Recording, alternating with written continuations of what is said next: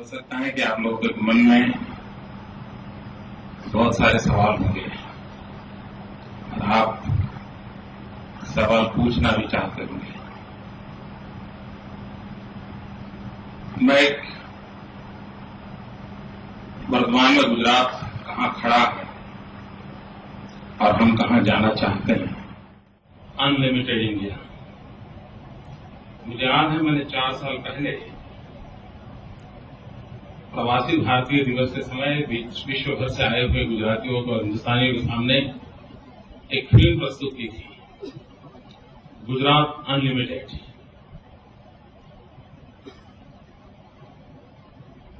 और उस समय मैंने कुछ बातें रखी थी। मैं आज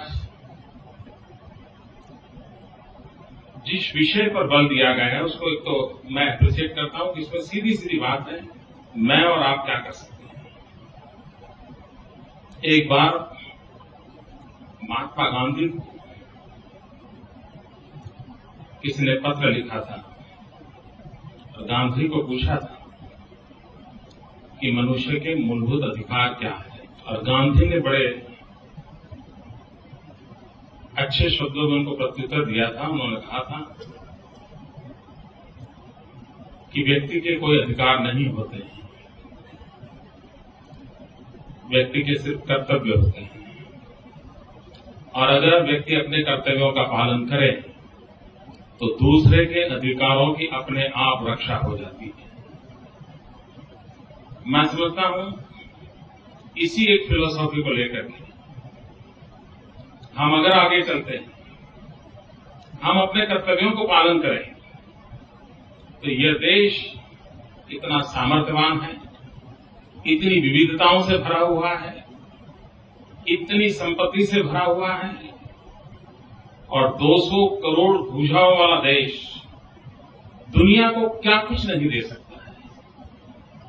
लेकिन ये विश्वास कैसे पैदा हो, ये विश्वास कैसे जताया जाए, और तब जाकर के मुझे लगता है कि हमारे देश के आजादी के आंदोलन की तरफ हम नजर करें, हम देखेंगे कि इतिहास के अंदर बहुत से लोगों ने देश की आजादी के लिए बहुत कोशिशें की, अपना जीवन खपा दिया, फांसी पे लटक गए, जिंदगी जेल में गुजार दी, परिवारों को तबाह कर दिया। देश आजाद करने के लिए अंडमान निकोबार की जेल में जिंदगी खपा चुके हैं। लेकिन इन सारे प्रयासों के बावजूद भी आजादी का माहौल पैदा नहीं हुआ। आजादी की इस इच्छा को जन आंदोलन में परिवर्तित कर दिया। जो छूट-फूट प्रयास कभी इधर होते थे, कभी उधर होते थे, कहीं यहां कोशिश होती, तो उन्होंने एक जन आंदोलन में परिवर्तित कर दिया।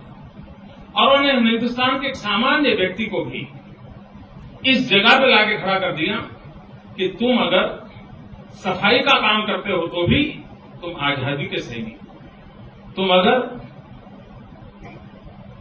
किसी रक्तपीतिया की सेवा कर रहे हो, लेप्रेसी के हॉस्पिटल में जाके काम करते हो, तो भी तुम आजादी के आंदोलन में शरीक हो। तुम अगर चरखा लेकर के रुई काटते हो, तब भी तुम आजादी के आंदोलन के हिस्से हो।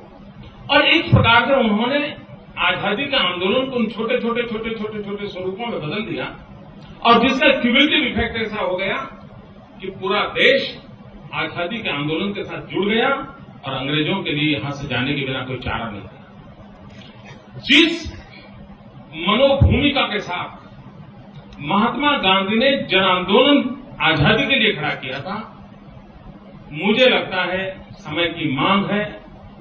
अगर हम कहते हैं कि 20वीं सदी हिंदुस्तान की सदी है, अगर हम कहते हैं कि हिंदुस्तान का भविष्य उज्जवल है, तो समय की ये मांग है कि हम जल्द से जल्द विकास को जन आंदोलन में परिवर्तित करें।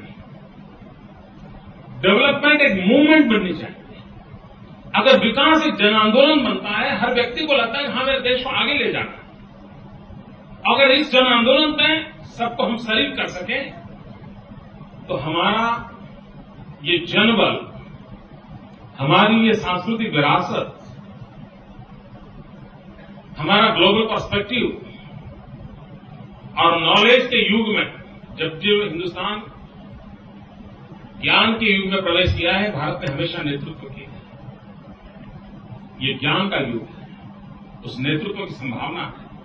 और इसलिए आवश्यकता ये है कि हम विकास को छुटपुट प्रयासों के बजाय एक जन आंदोलन में परिवर्तित कैसे करें, और देश की लीडरशिप के सामने, देश के ओपिनियन मेकर्स के सामने ये एक बहुत बड़ा दायित्व है कि हम विकास में सामान्य मानवी को कैसे जोड़ें।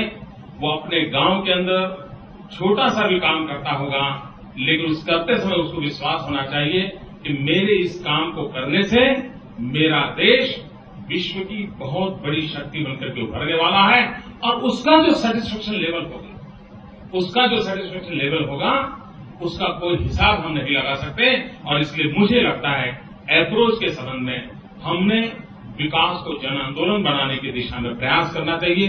और जब विकास जन आंदोलन बनता है, आप बाजार में कुछ खरीद करने जाए और वहां भीड़ हो, पार्किंग की व्यवस्था न हो तो आप परेशान हो जाते हैं। लेकिन मेले में जाए, चीज अच्छी मिले ना मिले, खाना मिले या न मिले, पानी के लिए घंटे भर चलने की नौबत आ जाए, फिर भी आपको वहां आनंद मिलता है। ये जो ह्यूमन साइकी है, उस साइकिल का उपयोग करते हुए हम इस देश का नेतृत्व कैसे करें, उस और अगर हम चलें तो मैं समझता हूं परिस्थितियों को